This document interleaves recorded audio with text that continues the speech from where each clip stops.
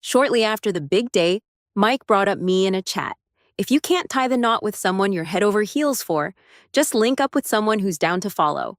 Turns out the reason he wouldn't even look my way was because he already had someone else on his mind. When I was backed into a corner with no escape, I set my eyes on the guy crashing at Mike's pad.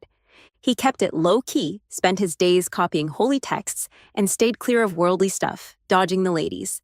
I charmed him and busted his promise. 3 months later, I was over the moon to find out I was expecting. Mike flipped out. "Samantha, who did you get it on with?" Later, I signed those divorce papers and went solo to the clinic for an abortion. But not a single doc in town would handle the procedure. And the dude, I figured was just a guest at Mike's place, rolled out of a fancy ride and blocked my path. "Samantha, if you don't want me or our kid, you won't find a colder chick in the world." Right after breakfast, Mike's mom hit us up to meet in her study. "Samantha, you've been hitched for 3 months now. Time to think about kids." She gave me the cold shoulder, looking at me like I was the worst daughter-in-law ever. I wasn't the daughter-in-law she envisioned. I only married Mike because his grandma dug my vibe. Naturally, she wasn't fond of me, but having a baby wasn't just my call. Mike had someone else in his heart and wouldn't get close to me. Who'd believe that 3 months into my marriage, I was still a virgin? Your family took $1 billion as a bride price from Mike's fam. You married into this house and we treated you like a queen. But look at you, still no signs of baby making. Mike's mom's words got harsher, making me anxious. I glanced at Mike for backup. Mike ignored me, stood up with a lazy grin. If she can't get knocked up, why not see a doc? It's her body's issue, not mine. If she can't have a kid, they better sort it out. After all, doesn't her fam deal with all sorts of shady biz? Mike dipped, ditching me in the study. "Samantha." Mike's mom was pissed and started tearing me apart again. "If you're not pregnant in 6 months, better split from Mike. If you can't win Mike's heart or have a kid, we don't need a daughter-in-law like you. We'll give back half the bride price. That's us being fair." I couldn't explain my pain. Out of the $1 billion bride price, I only got $1 million. Bet the rest went to cover my family's debts. Nobody was going to help me return that $50 million. My parents wouldn't take me back or back me up. They were pushing me to hit a dead end. But why should I let them call the shots? The marriage was Mike's grandma's call, not mine. It wasn't my fault Mike had someone else and wouldn't get close. My parents' business flops weren't on me. Yet, in the end, all the blame was on me, feeling bitter with no one to talk to. Since my mom died years ago, I didn't have a spot in my family anymore. Unknowingly, I ended up in Mike's backyard. The sun was setting, painting the sky a deep red. I stared at the sky, feeling totally lost about what's next, tears streaming down my face. In the distance, the little courtyard suddenly swung its gate open. That guy in plain gray clothes showed up in the thick dusk, walking towards me. For a sec, I thought I saw a ghost. Took me a bit to remember that Mike's fam had a distant cousin. He came from the south for medical stuff and was staying at this courtyard for now. Must be him. Didn't expect this guy to be so easy on the eyes. His everyday threads were soft and slightly worn, fitting his tall and sleek frame perfectly. In the deep blue twilight, his slightly pale face was smooth and flawless. The hand offering a handkerchief had long, slender fingers, like jade pipes. I noticed a string of blood-red coral beads on his slim wrist. Somehow, I asked, "You feeling better?" His cold but calm stare met mine. I'd been crying hard, my nose red, long lashes still wet with tears, about to drop. To my surprise, he reached out and gently wiped my tears. "Better," he said, his Mandarin a bit off with a strong southern accent. I was kinda taken aback but nodded. "Yeah, that's good. Winters up north are brutal. You must not be used to it." "It's okay, just a bit dry, not quite adjusted." "You need a humidifier." He nodded. "Thanks." I wiped my tears, gave him a deep look, and stood up. "It's late, I should head back." Leo said no more, watched me walk away, disappearing into the dark night, my slim, lonely silhouette making me look so isolated and cold. Leo had heard a few things from the servants. Mike's new wife was super quiet and obedient, a lady among ladies, but sadly, Mike didn't vibe with her. Besides Mike's seriously sick grandma, his fam didn't like her either. He couldn't help but think back to how she cried earlier. Her sobs were soft and held back, but so painful. His gentlemanly upbringing was strong, making him wonder why such an obedient girl wasn't loved. That night, I couldn't sleep until dawn when the thought fully sank in. Finally zonked out, Mike said I should find my own way to have a kid, that I had all sorts of tricks. So I decided to actually use those tricks for once. I only had $1 million left now. If I gave $1 million to the guy living under someone else's roof, for him to give me a kid, it's a fair deal. He'd probably say yes, right? Before crashing deep, I felt his fingertips' warmth again. That moment he wiped my tears. He was really gentle. But on my fourth visit to that small courtyard, Leo stood at the gate and for the first time, didn't let me in. He looked down and didn't glance my way. It's late, not a good time to let you in. Don't come here anymore. Avoid catching any germs. I stood on the steps, looking up at him. I'm not leaving. Leo pressed his lips together, but still didn't look at me. The cold wind went through my thin coat, making me cough nonstop. Yet I stubbornly refused to bounce. A few minutes later, he seemed to give in and glanced at me. He stepped aside a bit to let me in. His room was as warm as spring, with books and pens on the desk, and the small humidifier I gave him last time was still there. Leo ignored me and walked to his desk, still writing.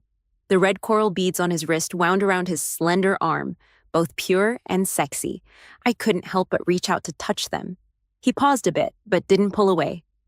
Why you wear these beads? I asked. I was sick as a kid.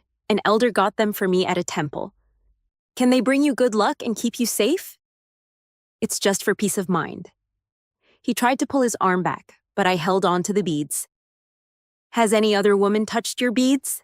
Leo was silent for a sec, then shook his head. No. Has any other woman touched you? Leo's eyes, dark as obsidian, opened slightly.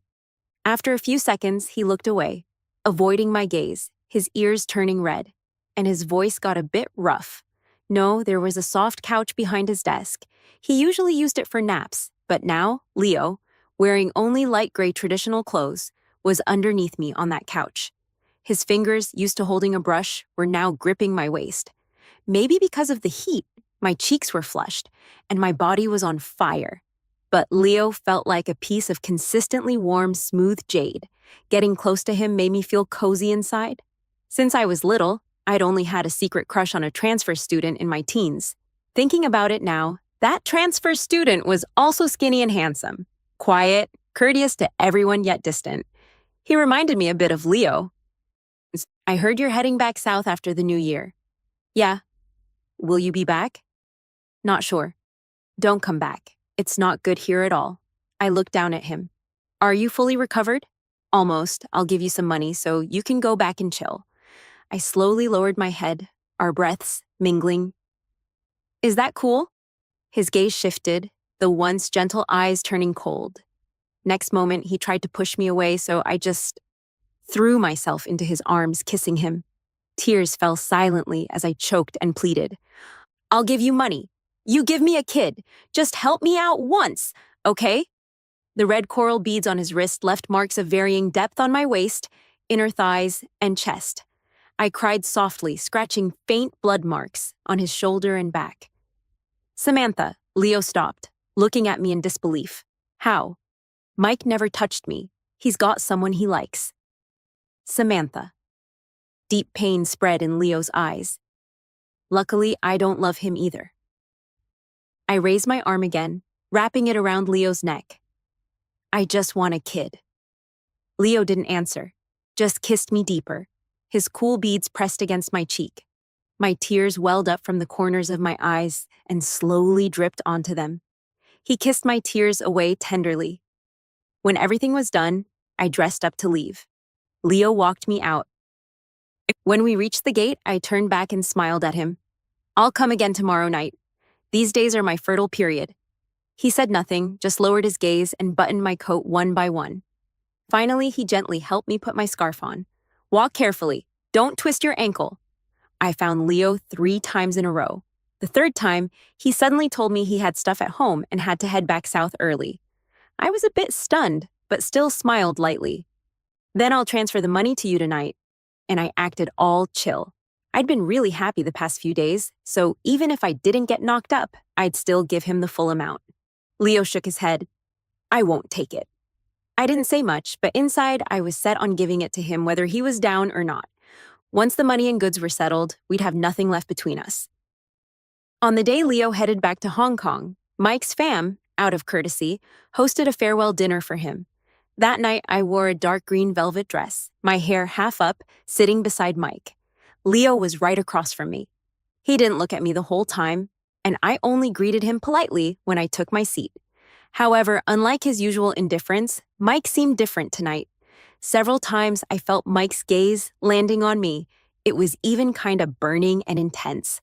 Midway through the meal, he personally ladled chicken soup for me.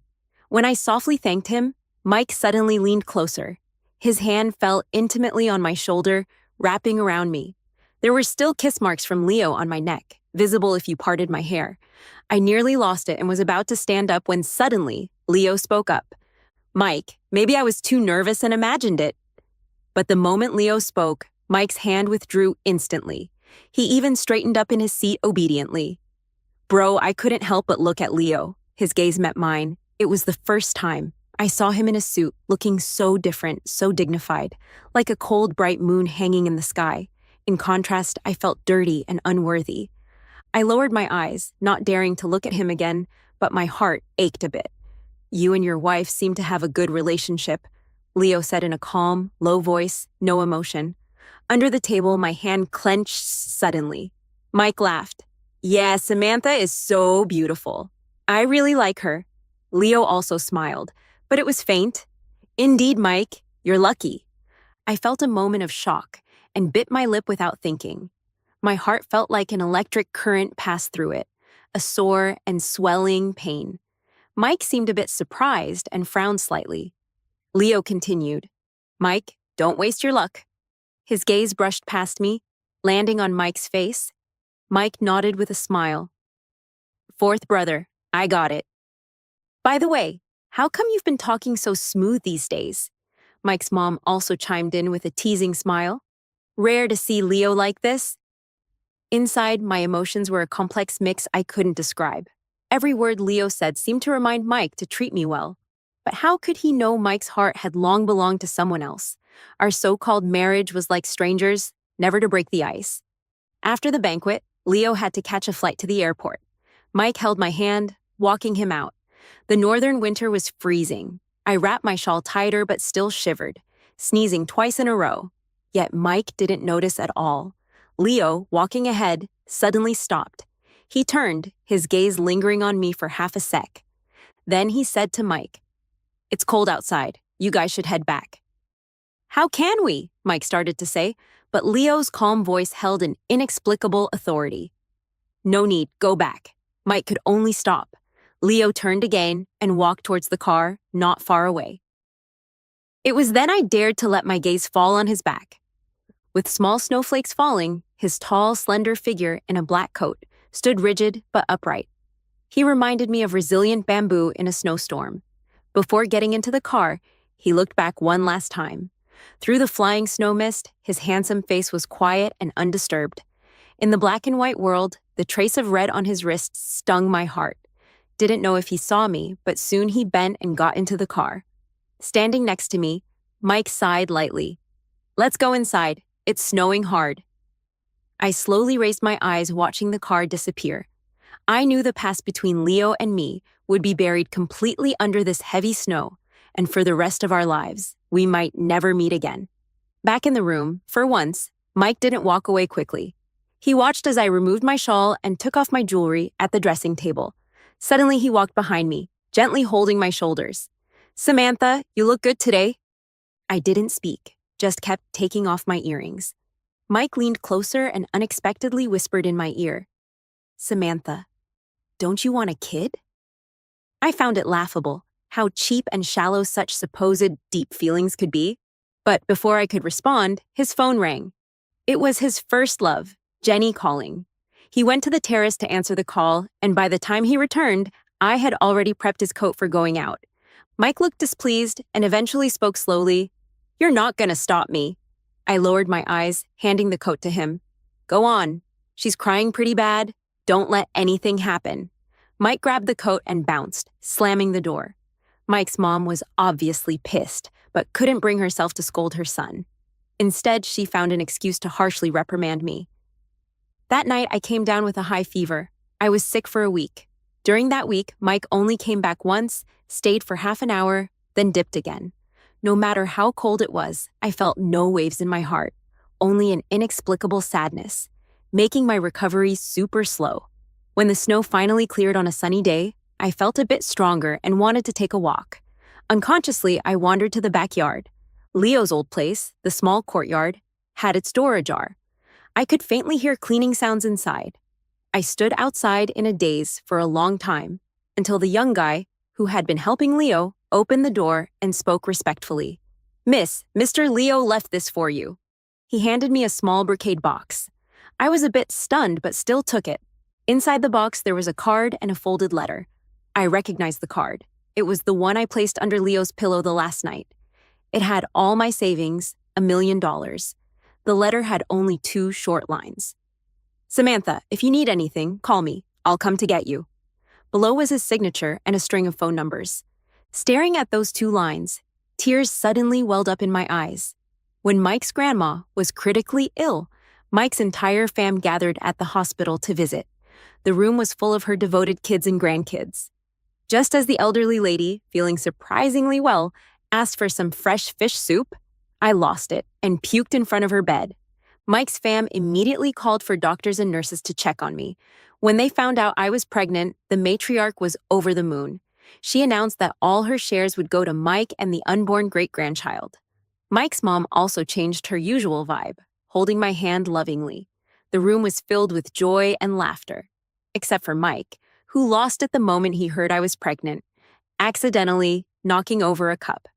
Mike's mom, fearing he might mess up the elderly lady, quickly asked him to take me back to the room to rest. As soon as we shut the door, Mike grabbed my neck and pushed me against it. "Samantha, who did you let touch you?" His eyes were bloodshot, and he was livid beyond measure. Ironically, I felt completely calm. "You better make more noise." So the old lady hears and takes back the shares and inheritance. Then, this unspeakable scandal will spread all over North City. Let's see who ends up being embarrassed. Actually, I knew Mike's temper pretty well. Sure enough, as soon as I finished speaking, Mike's grip loosened a bit. I grabbed his wrist and pushed him away, then rubbed my neck where it had turned red from the choking. Then I chuckled lightly and looked at him. "I remember very well. It was you who told me to figure out how to have a kid on my own, wasn't it?" "Samantha." Mike's eyes were filled with shock, like he was seeing me for the first time. In his eyes, I was always a dull, humble, obedient wife, like a puppet on strings. He couldn't believe I would do something so unbelievable. What shocked him even more, besides the anger and disbelief, was the feeling of dissatisfaction and jealousy in his heart. Who was the guy who made Samantha so beautiful and vibrant? She was supposed to be his wife, and the kid in her belly should have been his. But at this moment, Mike's phone rang abruptly. It was Jenny calling. When he answered, I faintly heard sobbing. "Mike, I think I'm pregnant." Fate can be pretty ironic sometimes. Jenny, who wasn't accepted by Mike's fam because of her poor background and physical issues making it hard for her to conceive, was suddenly pregnant. She used the kid in her belly and her own life to force Mike to divorce me and marry her. Mike had been tangled with her for years, and now that she had a kid, he finally had something to fight against his parents with. Of course, he wasn't going to refuse. Thinking back, if Jenny had gotten knocked up earlier, things wouldn't have turned out like this. I'm sure Mike would have been down to give her and their kid a proper status and divorce me peacefully. I wouldn't have ended up shouldering a $50 million debt or dragging innocent Leo into this. I agreed to sign the divorce papers, leave with nothing, and not have to return the hefty dowry. And Mike wanted me to abort the baby after the divorce. Honestly, he didn't have to say it. I wouldn't have kept the kid anyway. I know how miserable it is to be a kid without parental love. No need for my kid to suffer the same pain. Moreover, after signing the divorce papers, leaving Mike's fam without that layer of protection, I was afraid the kid might drag Leo into this someday. I was the one who involved him. It was my move. He shouldn't bear the possible consequences. Mike's grandma passed away peacefully in her sleep the next day. While Mike's fam was busy arranging the funeral, Mike and I signed the divorce agreement. Mike held the pen tightly, his eyes filled with mixed emotions. "Samantha, who's that guy?" I looked at him calmly. I'm not gonna say, do you like him, right? I paused for a sec but still smiled and shook my head. It's none of your business using a good man so disgracefully. What right did I have to talk about liking him? Until the grandma's shares and inheritance matters were settled, I'd cooperate and not spill our divorce. I stood up to grab my suitcase. During this time, I'll still be staying at Mike's other house. Sorry for the hassle.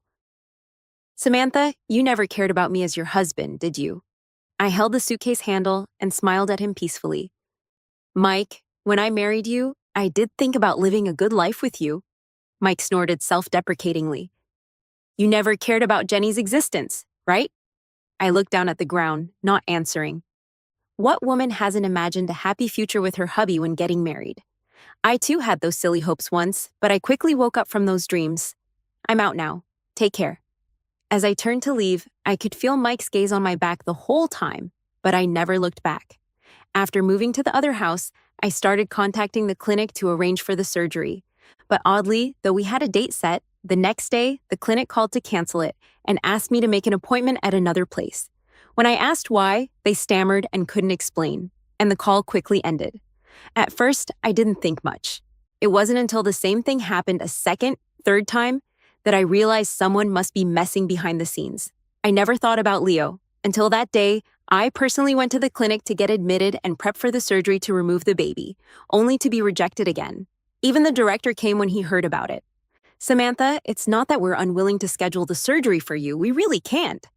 Can't? Why not? I looked at the director, who was sweating bullets. The kid is mine. I have the right to decide whether to keep it or not. No one else has the right to decide. I'm having the surgery today. Otherwise, I'll sit here and not leave. I slowly sat down on the bench, emotions swirling. The kid was getting bigger every day, and that natural bond was making my heart soften by the day. I dreaded thinking about when he starts to develop features and tiny fingers. When he moves gently in my belly, would I still be able to bear terminating him? Seeing my determination, the director didn't insist and quickly left. Moments later, a nurse led me to a VIP suite. Samantha, please rest here for a while. The clinic is still discussing the surgery. Can I know who you're discussing with? The nurse just shook her head. Samantha, I'm sorry. I don't know anything. She left after speaking. I sat in the room till it got dark. Through the half-open window, I faintly heard car engines and noises. I moved my stiff shoulders and back, stood up, and went to the window. I looked down without meaning to and saw an expensive luxury car pull up slowly below. Behind the luxury car, there were 5 or 6 SUVs. At first, I didn't pay much attention. Thought it was just some big shot coming to the clinic. But when the bodyguard opened the car door, it was Leo who stepped out. Leo, the distant cousin of Mike's, who I thought had hit hard times. Leo, the sickly and poor guy I had once paid $1 million to conceive a kid with. Leo got out of the car and walked straight towards the small building where I was. After the initial shock, I had already figured everything out. Leo must have known about me and Mike signing the divorce papers. He also knew I wanted to ditch this kid. That's why no clinic dared to perform the surgery on me these past few days. It was all orchestrated by him. I grabbed my bag and turned to leave, just as Leo stepped out of the elevator. I was about to walk into the one next to it. Our eyes met. I quickly averted my gaze and hurried into the elevator, but he reached out and gently grabbed my wrist. Samantha, it's still that thin, jade-like wrist, still those blood-red coral beads, still the same face, the same person, but somehow he seemed like a complete stranger. I pulled my hand away and kept walking into the elevators, but Leo grabbed my wrist again. Samantha, let's talk. His grip tightened a bit. I tried to pull free but couldn't. The hallway was empty, didn't know since when. I looked into his eyes, my face pale. Leo, what do you want to talk about? Leo stared at me for a few seconds. When he finally spoke, his first word was sorry. It was my fault, Samantha. I should have taken you with me when I left Mike's place instead of leaving you behind. Take me with you. Why? In what capacity? As Mike's distant cousin you were staying with? Or as the Leo you are now, who I know nothing about but seems unreachable? I shook off his hand and took a step back. The night I gave you that $1 million, our deal was over. Now whatever I do has nothing to do with you. But Leo, you were the one crying to me, saying you wanted a kid. that you needed my help. That's no longer necessary. I lowered my head, fighting back tears. I've signed the divorce papers, so this kid. My heart ached, but I forced myself to be ruthless. There's no need for it. Besides, it'd just be trouble for you. Trouble. Leo chuckled softly. Samantha, he is a life. He's my blood. But he's just an embryo now. I couldn't hold back anymore. Tears streamed down my face. If he's gone, it won't hurt that much. Leo, you don't want me. And now you don't even want my kid. There isn't another woman more heartless than you. It was just a transaction, Leo. Don't you get it? Transaction. Do you think I'd hook up with a woman just for some so-called transaction? Do you think transaction, Leo? Don't you get it? Transaction. Do you think I, Leo, would let any woman carry my kid so easily? He stepped forward and grabbed my chin, forcing me to look at him. Samantha, did you think I went to Mike's to recover? Do you think any woman can soften me with a few tears? Do you think anyone can touch these coral beads? Can get into my bed? He let go of my chin and instead held my cold hand against his chest. Samantha, didn't you feel anything when I kissed you that first night? I stared, my vision blurred. His face was still as handsome as ever, but in his eyes there was a restrained tenderness. I thought about how Leo had kept to himself after coming to Mike's, but that day, he opened the gate and approached me, crying. I remembered the handkerchief he gave me, the humidifier I sent that he kept on his desk, how he buttoned my coat and wrapped my scarf on that cold night, what he said to Mike the day we left, the card and letter he left for me. Everything made sense now, but I never thought in that direction. No, I dared not think, with my dark mindset, the Samantha who, as Mike said, had taken the wrong path out of desperation, could be quietly loved and pitied by someone. Leo raised his hand and gently wiped away my tears. Go back. Take a shower and get some rest. I'll handle everything else. He held my hand, getting ready to leave, but I didn't move. Why, Leo? I don't believe in love at first sight. Leo looked at me, then suddenly smiled softly. I don't believe in it either. Then why? He stood under the hallway light, his thin face cast in shadows. He didn't look at me, just touched the coral beads on his wrist. After a long time, he spoke slowly. I haven't been in good health. My elders always worried I wouldn't have kids. He removed the beads and offered them to me. I had them blessed this time. Wearing them will protect you and the baby. I stared at the blood-red beads in his long fingers, feeling a mix of relief and pain. So that's it. It's all for the baby. Leo put the coral beads on my wrist. Come with me. I was indeed exhausted, completely drained. He wasn't even in the city, and the clinic still wouldn't dare touch me. Now that he was here, I knew there was no use resisting. I followed him downstairs to the car. Leo held my hand the whole time. Even once in the car, he didn't let go. Samantha, come back south with me. What for? To be your mistress like in the old days? I chuckled bitterly. Mike's fam already looked down on me, let alone Leo. Thinking back, Mike's fam's attitude in front of him wasn't as polite as I thought. Even Mike must really fear this fourth brother. You wouldn't marry me, would you? I looked at him, my smile not reaching my eyes. If you want to get married, forget it. I know better. I cut him off. Before he could finish, right now, I don't want to think about love or marriage. I just want to live freely. Isn't it ridiculous? I can't even decide whether or not to keep the kid in my belly. But who can I blame? I was the one who approached Leo. You reap what you sow. I can only swallow this bitter fruit myself. Now my only worry is, if I must give birth, Leo will definitely take the kid home. And I, after enduring the hardships of 10 months of pregnancy and childbirth, might not be able to let go. Leo first took me to Mike's villa to pack my luggage. Then he drove me to his place in North City overnight. The house wasn't huge, but it was classy. I stayed with Leo in the main courtyard in the southeast corner, entering the courtyard and stepping into the front hall. The first thing I saw was a massive desk. It was still full of books and articles to be copied. The weirdest thing was, in one corner of the desk, there was still the little duck humidifier I had given him. Such a childish thing seemed so out of place in the room. I thought he hadn't taken it with him when he left. I couldn't help but glance at Leo.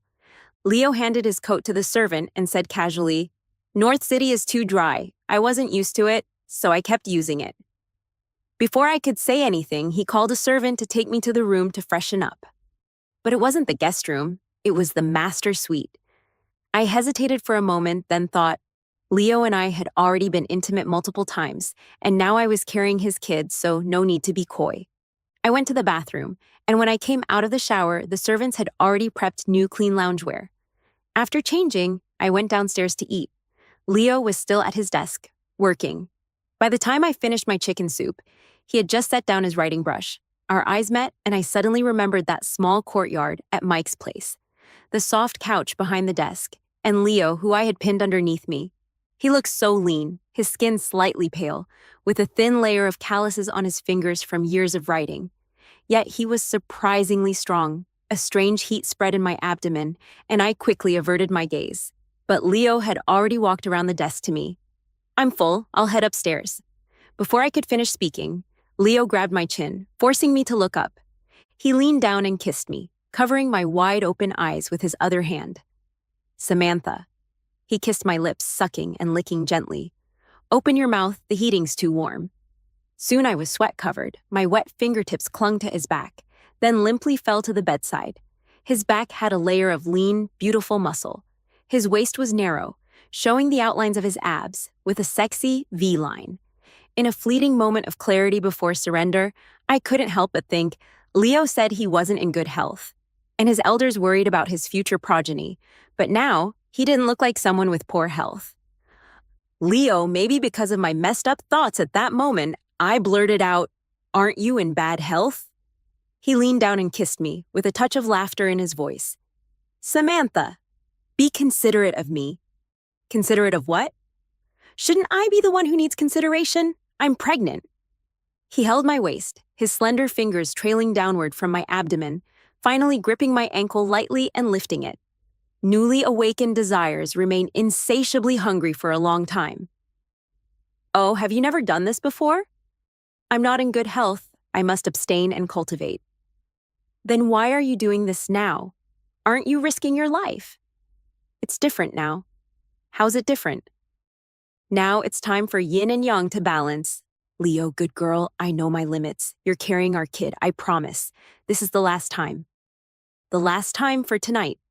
Leo, Samantha, kiss me. Leo lowered his head, sucking on my earlobe. I seemed enchanted, mindlessly lifting my face to kiss his throat, and that kiss led to a seemingly endless last time. After that night, my relationship with Leo seemed to undergo a subtle change. Every day, without fail, he would read for 2 hours, but unlike before, when he stood alone at his desk, finishing in one go, now he sat in a round chair with me on his lap, one hand holding the brush, the other arm around my waist. The scriptures got copied, but by the end, his writing was messy. Even the once tidy desk now lay in disarray. Sometimes I couldn't help but feel blurred, as if this man had no earthly desires. He seemed detached from love and lust, yet with that face, he could do the worst things. Leo, does Buddha know you act like this in private? I'm just a registered disciple, not a monk. What is there to fear? Leo lifted me from the desk. Shall I take you there this afternoon? Mike needs me to sign some papers about inheritance and stock transfer. Because of our shared secrets and interests, our interactions had become quite harmonious lately. The other day, Mike even said over the phone that once everything was settled, he would transfer $1 million to me. I didn't refuse. Money might not be everything, but it's definitely useful. Breaking free from Mike and starting a new life, I needed cash. The driver can take me after all. My divorce from Mike isn't public yet. I didn't want to cause unnecessary drama. No matter what, Leo was still related to Mike's fam. Leo didn't say anything, just looked down and gently touched the coral beads on my wrist. Don't take this off. There's no harm in keeping it on. It's hidden under my sleeve anyway. Okay, I won't take it off, but Leo still looked a bit unhappy. When I left in the afternoon, he didn't come out of his study. As the car drove out of the gate, I couldn't resist turning back to look. I saw Leo's lean figure standing on the steps outside the courtyard, watching in the direction my car was heading. For some reason, I couldn't help but smile. Sometimes, a lot of life's troubles come from overthinking. Since no one really knows what the future holds, why not just enjoy the present? At least these days with Leo have been truly incredibly happy. A person like him with his background is like a noble, cool moon, just hanging in the sky. Why should I get greedy and try to pull him down into my arms? Winter clothes are thick, so it wasn't until we were inside signing the papers that Mike noticed my slightly swollen belly. He tried to say something several times but held back until the papers were all signed. After the lawyer and the secretary left, he finally spoke up. Pointing at my belly, he said, "You haven't been to the clinic yet? The baby's father isn't in good health. Their family line depends on him, so they beg me not to abort the kid. But don't worry, I'll soon go south to take care of the pregnancy and give birth. I won't cause any trouble or burden for you and Jenny or your soon-to-be-born kid." Mike's face showed some unmistakable exhaustion and fatigue. Samantha. He slowly sat down on the couch across from me. Jenny lost the kid. We're still hiding it from the elders. What? How come? I was surprised. She's always been in poor health. Even staying in the clinic and being extra cautious didn't help. She still had a miscarriage. The doc says it's due to her physical condition. Having another kid will be very tough. Very tough. Mike leaned back on the couch and covered his face with his hand, then laughed mockingly at himself. Maybe this is just karma. Samantha, I've been really tired recently. Jenny's been devastated by the loss of the kid. She's completely broken down, acting crazy and irrational. I promised her I would marry her even without the kid, but she doesn't believe me. Right now, with the shares and inheritance not settled, I can't publicly divorce her, nor can I legally marry her. But she just doesn't understand. Mike's expression gradually turned cold and hard. I've had enough of these days. If she keeps acting like this, we can only part ways. I was very surprised, but after the initial shock, I felt this was something Mike would do. In their circle, Mike was remarkably loyal to Jenny. I heard that over the years, Mike really had no other woman besides Jenny. I should go back now, Mike. You don't need to talk to me about your problems. I don't want to hear them. I don't want to hear them, Samantha. Mike looked at me.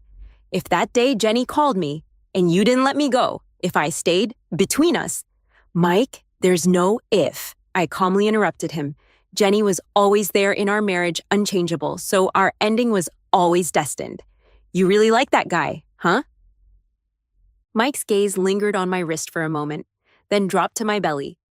Samantha, the day at the clinic, by Grandma's bed, I knew you were pregnant. He suddenly laughed bitterly. At that moment, I wanted to kill him. If that guy was standing in front of me, I would have stabbed him. But after calming down, I thought it through. What right do I have to be angry or upset? This is just my karma. Samantha, marrying me has put you through a lot, and now you're still willing to help me. Mike's tone was sincere. I feel really bad about it. No need to feel bad. Aren't you giving me $1 million? I joked with a smile.